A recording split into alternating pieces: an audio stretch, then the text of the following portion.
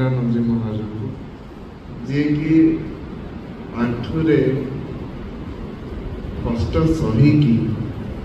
କଲିକତାରୁ, କାରଣ ମୋ ଧାରଣା ଥିଲା ଡାଇରେକ୍ଟ ବେଲୁମଠରୁ ଆସିବେ, କିନ୍ତୁ ନାହିଁ ସେ କଲିକତା ଗଲେ, ହାওড়ାରୁ ଆସିବେ, କିନ୍ତୁ ନାହିଁ ସେ କଲିକତା ଗଲେ, ସେଇଠୁ ପୁଣି ପୁରୀ, ପୁରୀ ପୁଣି ଭୁବନେଶ୍ୱରରୁ ପୁଣି କିଛି ସେଡ୍ୟୁଲ୍ ରଖିଛନ୍ତି। ତ ଏଇ ଯିବା ଆସିବା ଭିତରେ ସେ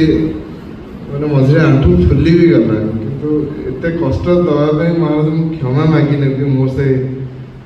ଧୃଷ୍ଟତା ବି ନାହିଁ କ୍ଷମା ବି ମାଗିବାର, କିନ୍ତୁ ଆପଣ ଏଇ ଆସୋସିଏସନ ଅନୁରୋଧ ରକ୍ଷା କରି ଆପଣ ଆସିଛନ୍ତି ଆମମାନଙ୍କୁ ଆଶୀର୍ବାଦ ଦେବା ପାଇଁ।